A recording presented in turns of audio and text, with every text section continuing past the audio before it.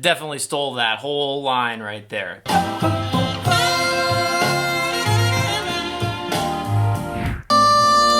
That's it. That's all I need to hear to know that's David Sanborn.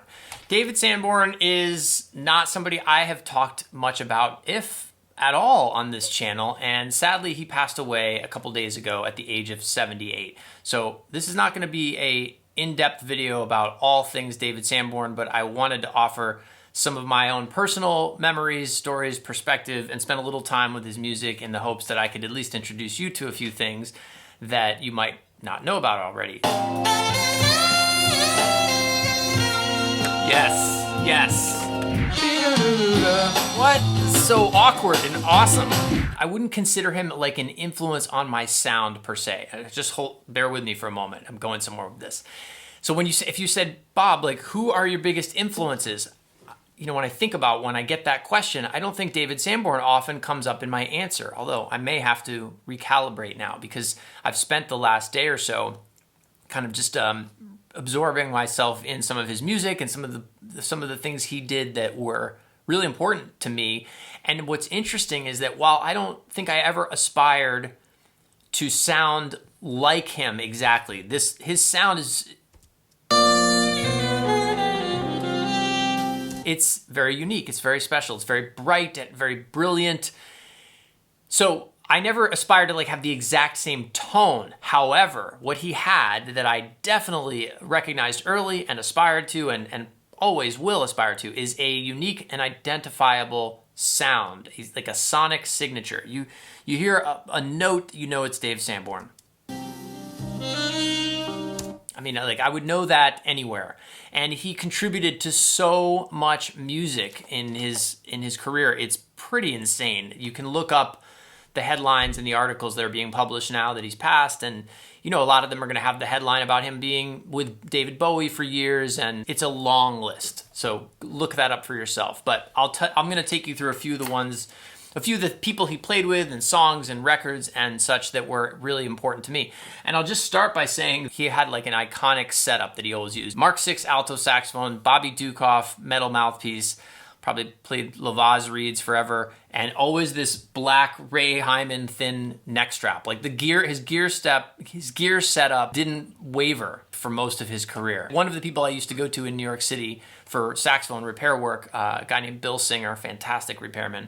He also worked on David Sanborn's horn for a long time and was like, for a period of time, he was on call. He used to show me his calendar, like his appointment book. Like Sanborn would send a car to get Bill, to bring Bill up to Sanborn's house like once a week to meticulously work on his horn, like every little detail. He was a fanatic about the saxophone being in perfect working order because he knew how important his sound was. It was his calling card. Anyway, he used to be on the Letterman show band, which is where I came across this clip, and that's what reminded me of this mouthpiece.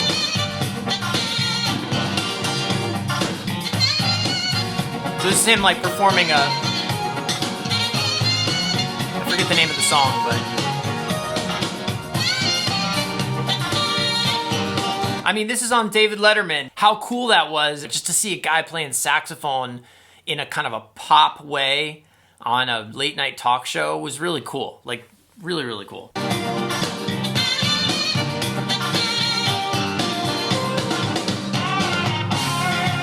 So the mouthpiece, I saved up for a summer mowing lawns to buy this Dukoff alto mouthpiece from the Woodwind and Brasswind catalog, because I thought that if somebody had told me, oh, if you want to sound brighter like Lisa Simpson or David Sanborn. I played alto. I didn't realize Lisa Simpson's sound was like a baritone or a bass sax, but if you played alto, you want a brighter sound, you want to sound like David Sanborn, you need a Dukoff mouthpiece. And don't we all tend to do this, right? You know, like you identify somebody whose sound you like, what's the mouthpiece they're using? I got to get that mouthpiece. So I bought this mouthpiece with my hard sweat-earned money, and the mouthpiece showed up. I want to say, I didn't know what I was doing, so I think it might have been like a 10 or something, but I couldn't play it. I put the reed on the thing, and I was so I was just like heartbroken that I'd spent all this money and I couldn't play the mouthpiece. It was too big. That fortunately led me to get a saxophone teacher. I'm not going to go down that rabbit hole, but it was literally the inability to play the Dukoff mouthpiece that I bought because I was trying to copy David Sanborn.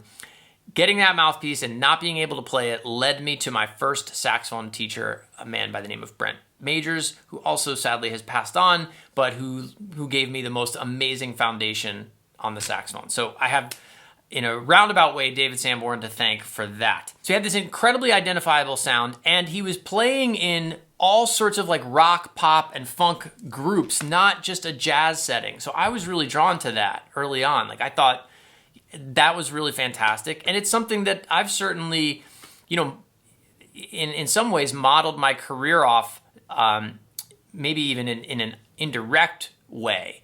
But just the idea that I always have been interested in playing with really grooving bands and groups and artists, not just straight ahead jazz. And I guess Sanborn had thanked David Letterman in the liner notes or something, so he did like a bit about, you know, how he helped Sanborn.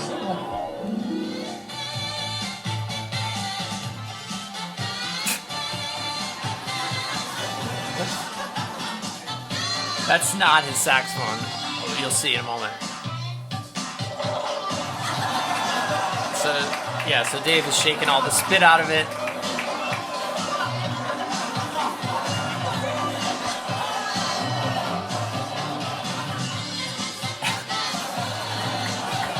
Okay.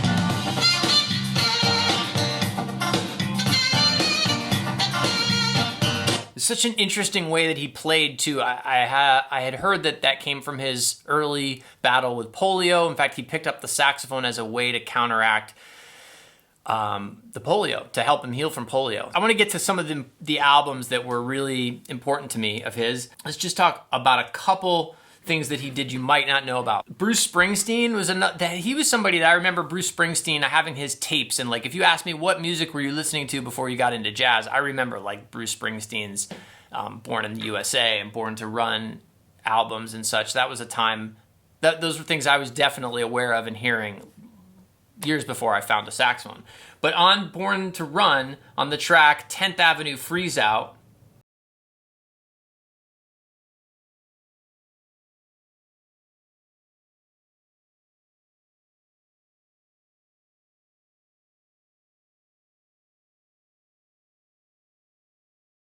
but that's David Sanborn on baritone sax, along with Michael Brecker on tenor sax and Randy Brecker on trumpet and flugelhorn, or maybe just trumpet there. So yeah, the early Brecker brothers, Sanborn was involved. So I know he's on Return of the Brecker Brothers, and he's on some earlier Brecker Brothers albums. But again, I wanted to kind of focus on the particular things that impacted me. You can absolutely and should absolutely go do some homework on Sanborn. Just like Michael Brecker was doing back in the day in New York. I mean, they were on so many pop records and sessions. It's a very, very long list. Please welcome our next guest, Branford Marsalis. Branford. It's a pleasure to have you here.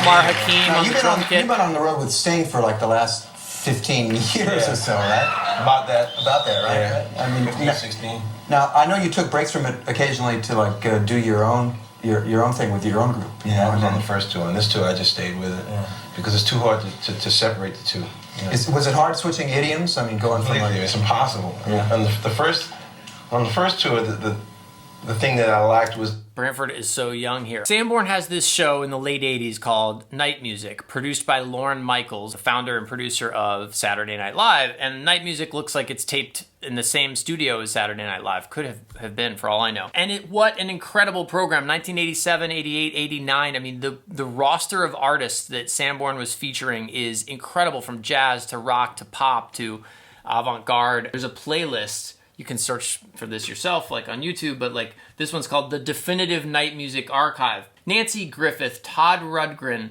Earl Klugh, Jean-Luc Ponty, Hiram Bullock, Phil Woods. This is like on a major television network. Pleasure to play with you, Friday.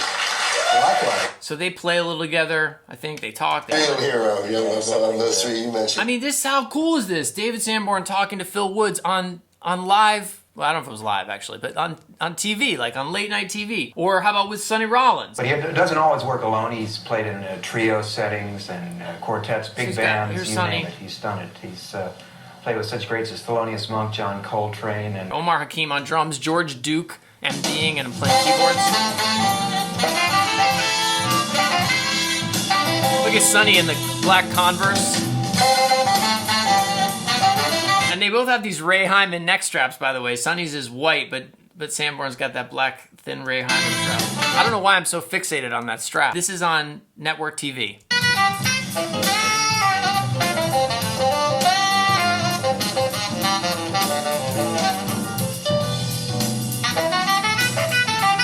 That's crazy. Pharoah Sanders, Red Hot Chili Peppers, Charlie Hayden, Al Green, Abby Lincoln, Bob Weir, Sean Colvin, Milton Nascimento, Kronos Quartet, Joe Sample, Indigo Girls, Hiram Bullock, Abby Lincoln, Mavis Staples, Sting, Nick Cave, Daniel Lanois. This is one of my favorites. So he's got Pat Metheny Group. I'm a big fan of our next guest. Here is the Pat Metheny Group with their song "Have You Heard."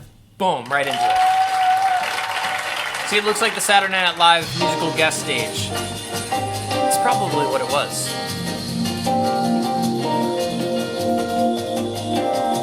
One of my favorite bands of all time.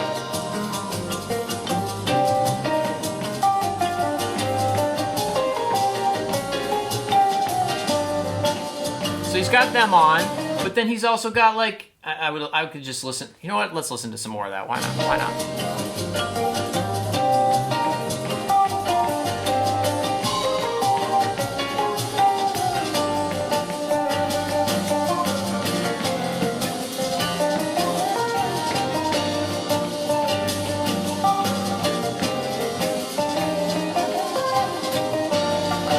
Miles Davis with, I believe, Kenny Garrett, Marcus Miller. Kenny Garrett on flute.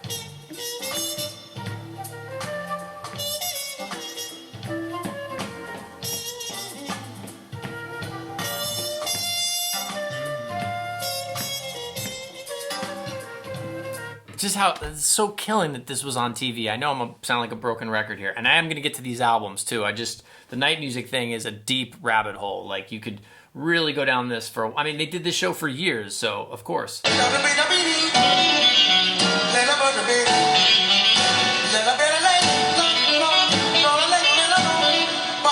Branford with Betty Carter. So let's talk a little bit about some of these albums. The first Sanborn album I ever got was a cassette tape. It's called Another Hand, and I did not like it at first. It took me a while, but years later, I love it. I absolutely love it. It's a very interesting record, and he's got Bill Frisell on guitar, Charlie Hayden on bass, Joey Barron on drums. Let's listen to a little bit of that. This is a Bill Frisell song called First Song. I love this song. It's the first track on the album.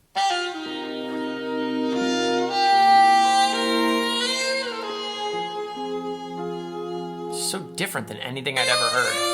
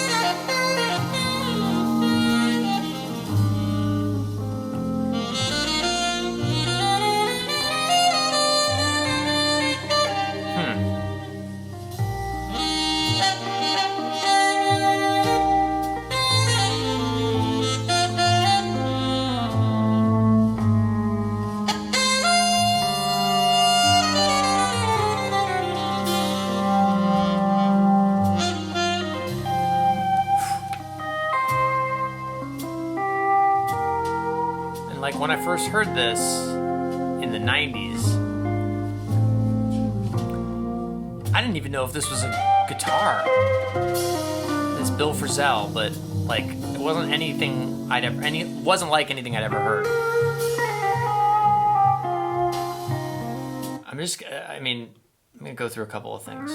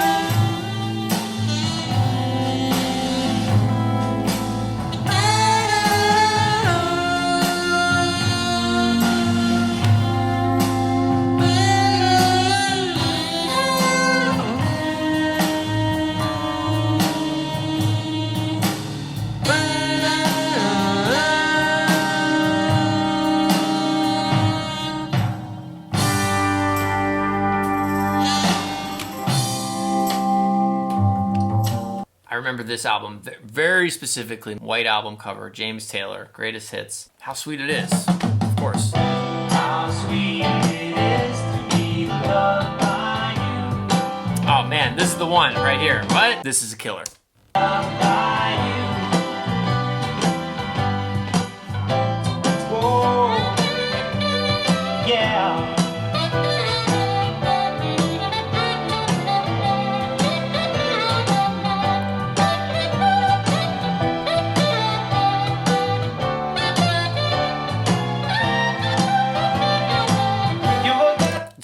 That's it, man. It's like it's perfect. Listen to that again. Whoa, yeah.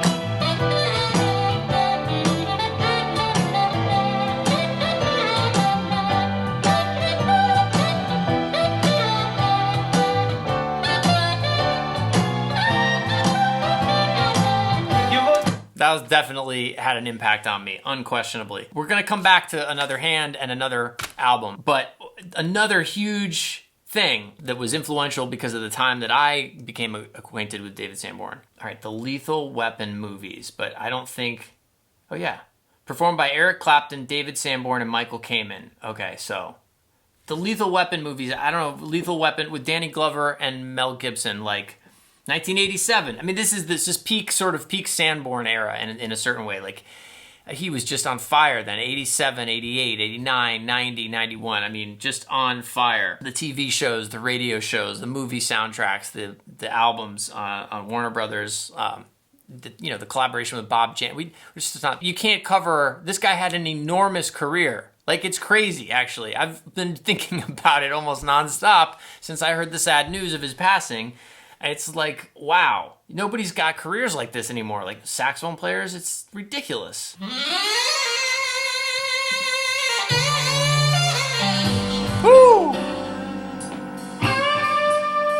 I mean, this had a big impact on me. Sanborn with Eric Clapton in this movie score, like he's like a character. It's like the third character. There's Martin. I mean, there's Martin and Riggs, or I don't remember their names exactly, but Riggs. There's Mel Gibson. There's Danny Glover, and there's Sanborn and Clapton.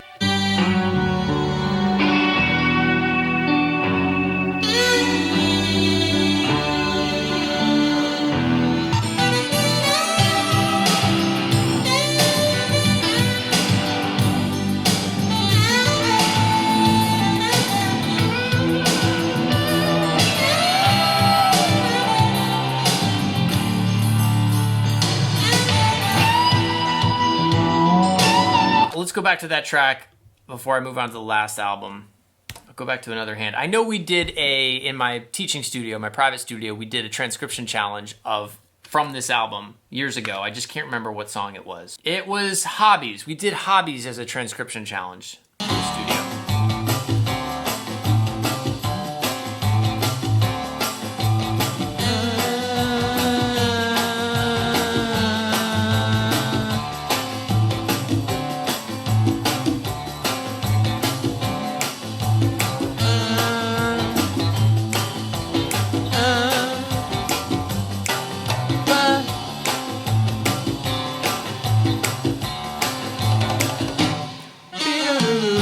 What? So awkward and awesome.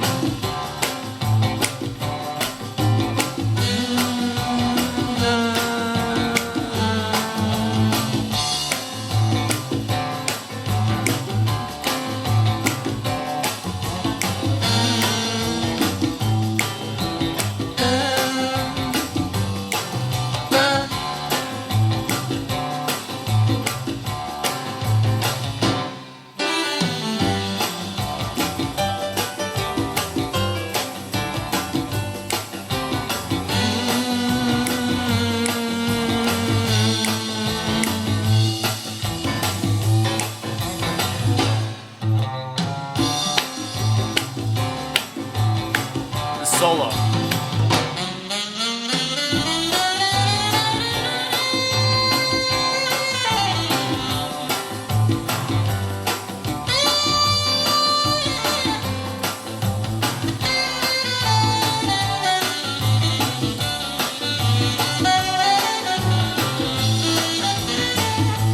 Definitely stole that whole line right there. This whole thing.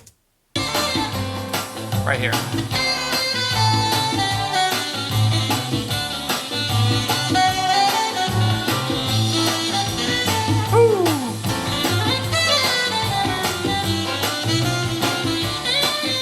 Yeah.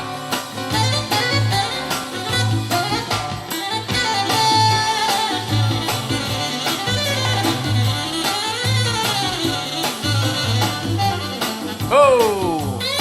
We gotta go back. We gotta go back. Come on.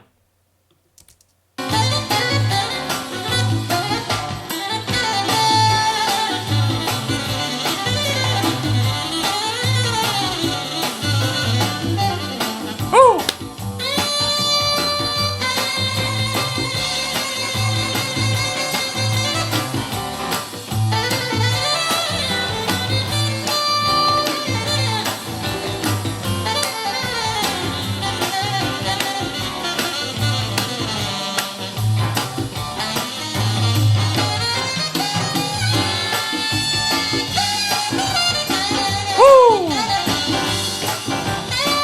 I mean, come on. Wait.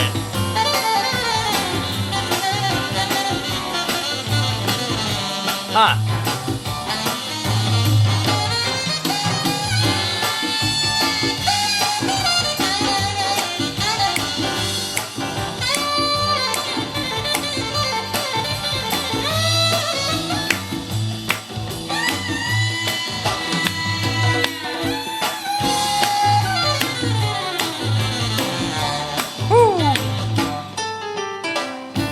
That is a masterpiece, in my opinion. Wow, that is killing.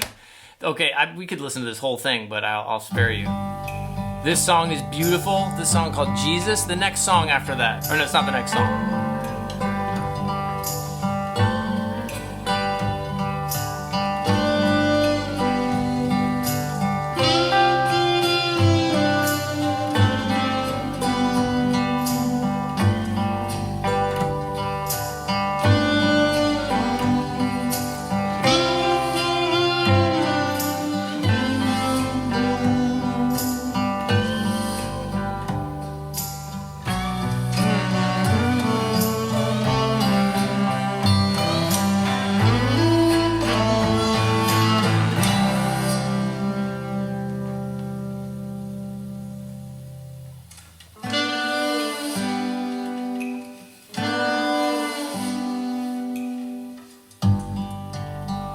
Record sounds luxurious. Wow, go listen to that one. Beautiful, beautiful, beautiful. All right, now let's go to the next one. Big record for me, David Sanborn, Up Front, this record. Produced by Marcus Miller. This whole record is a banger. This is a record. If I had to pick one, it's this. 1 and 2.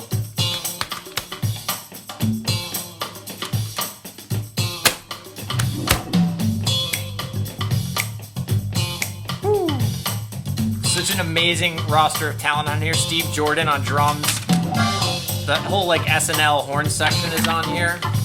Lenny Pickett, John Purcell, Hiram Bullock's on guitar.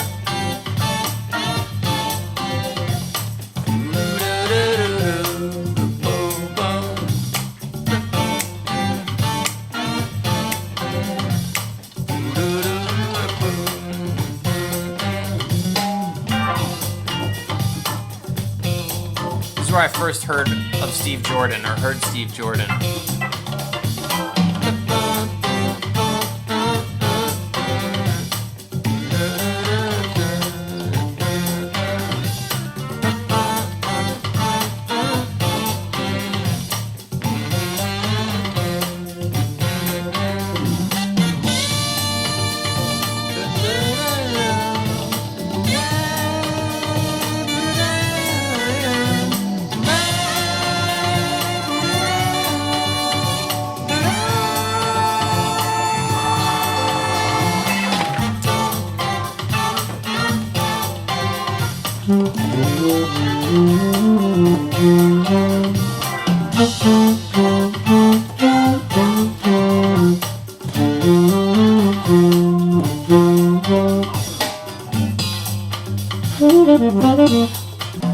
Oh, I love this song. Benny, oh, this song is beautiful. I used to fall asleep to this song.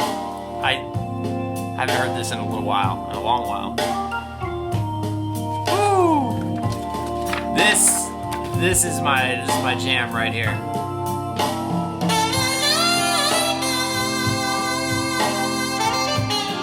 Woo-hoo!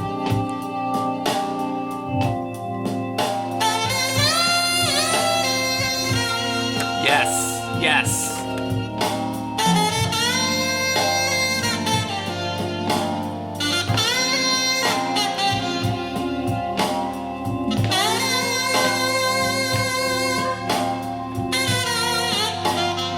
Oh.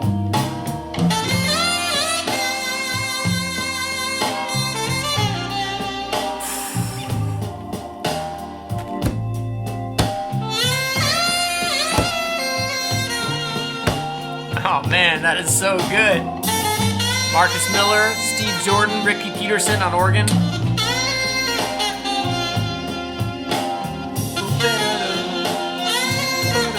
Now check out this beautiful horn section, wind section.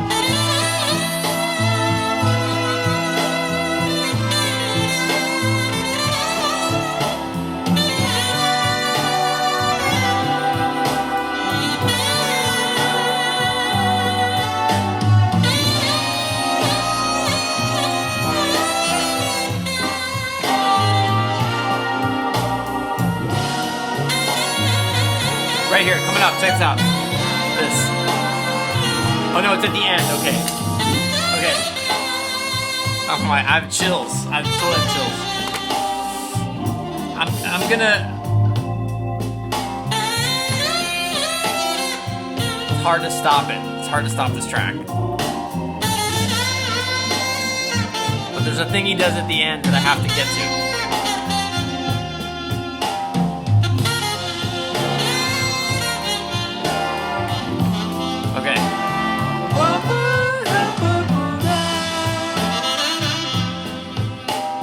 I mean, I still remember all the horn parts. That's how much I listened to this. I'm telling you, I would fall asleep to this record every night for a long time. And this track, oh my gosh. All right, I'm going to skip to the end because the way he comes out of the melody at the end is just...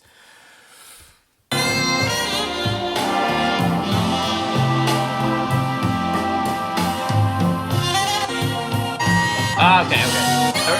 Okay.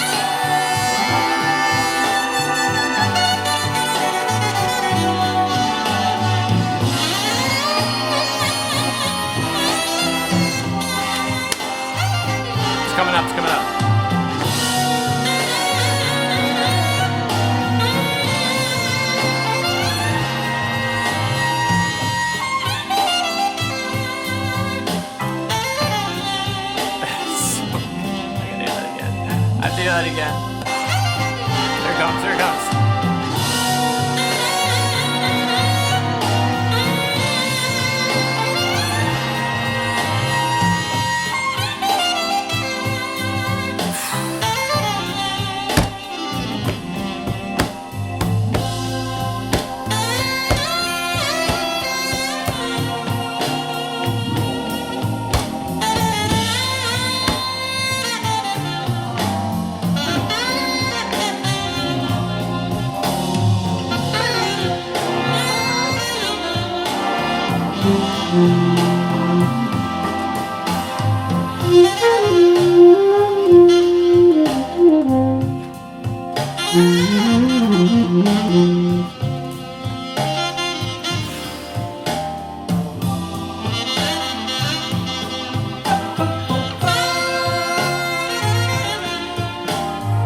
I mean, they don't make them like this anymore. This is a beautifully produced, exquisitely produced, well-written, high-budget album. I mean, this is like a movie roster if you look at the credits on this thing. This album just sounds like butter. It is one of the best sounding albums. Okay, where's the Eric Clapton one? Oh, no, it's the next one. Okay, this.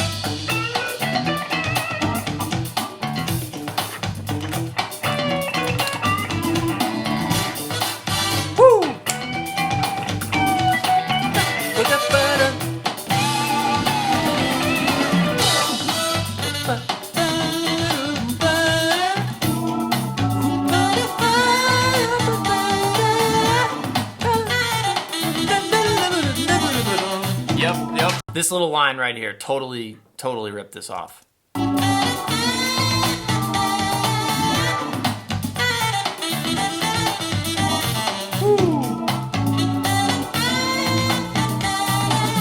Okay.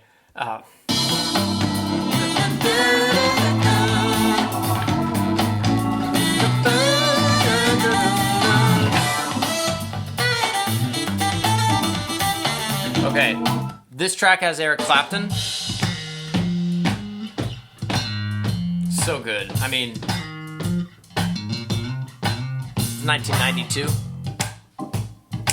This is just one of the best sounding albums, period, bar none. Like, there's a few albums that go in this category for me. This one is at the top of a very short list, or, you know, in the top.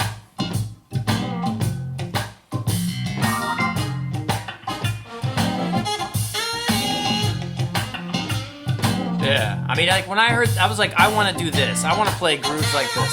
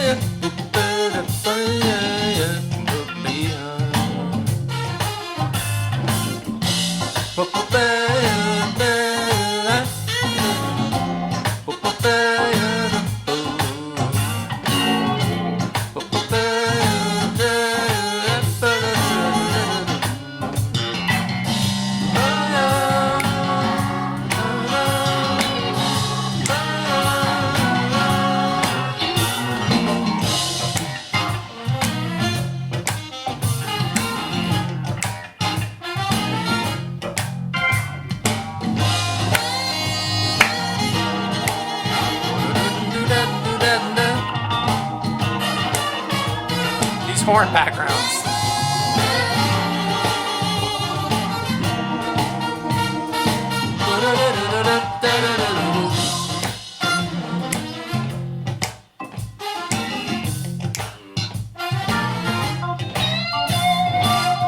Okay, great. Clapton solo. Let's go on. Soul Serenade, another favorite of mine from this album. Soul Serenade, I believe, is I want to say King Curtis song.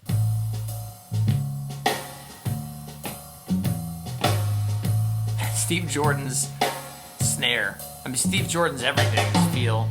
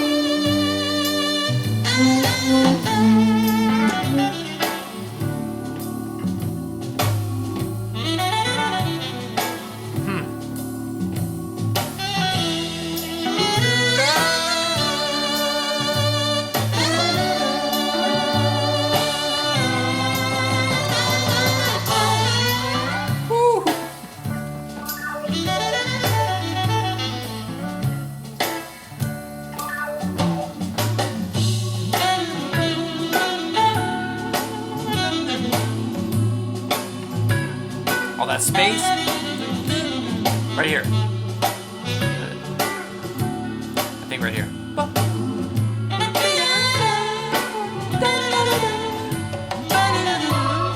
Right there. I'm in.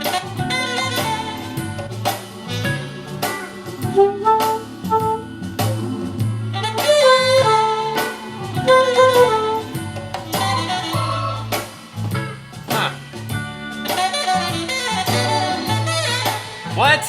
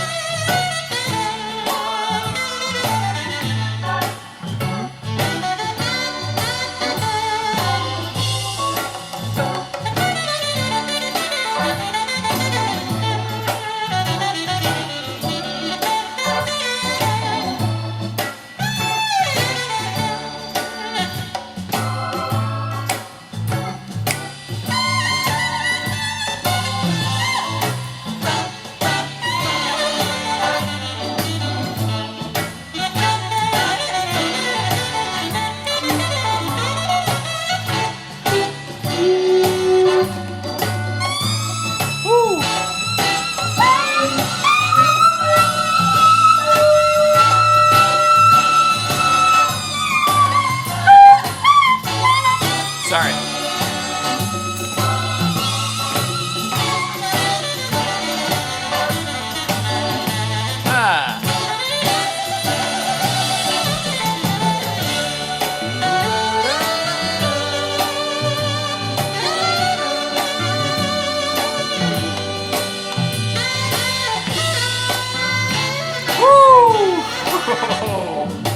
Oh my God. It's his bend.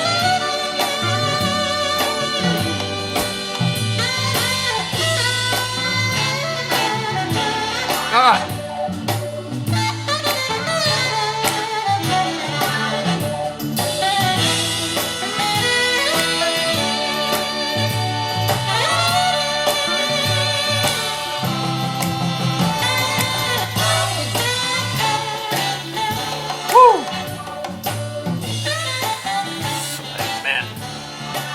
Soul Serenade. You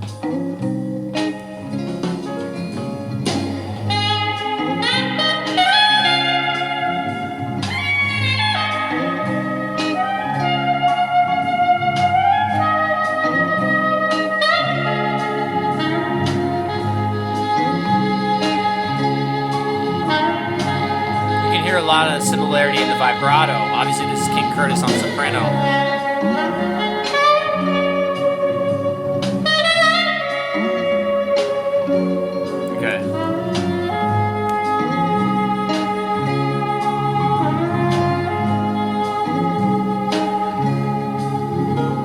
last track on this album is a cover of an Ornette Coleman song called Ramblin', and I had played this in bands in Boston, in Wally's Cafe, funk bands, Jonas Smith band. We used to play this all the time, and I learned it first not from Ornette Coleman, but I learned it from Sanborn, from this version. I wonder if I still remember it.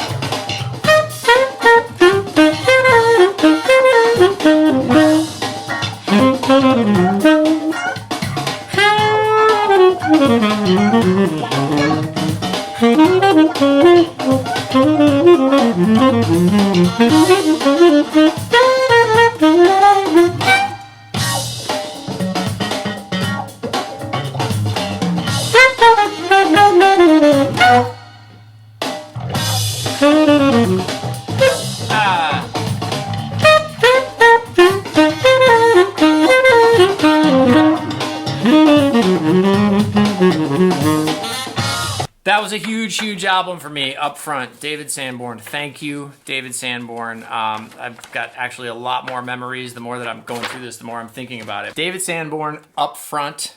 David Sanborn, Another Hand. Obviously, there are dozens of other David Sanborn albums. These are just two that had an outsized impact on me. The Lethal Weapon soundtrack, or just his presence in those movies, which were definitely iconic in my childhood.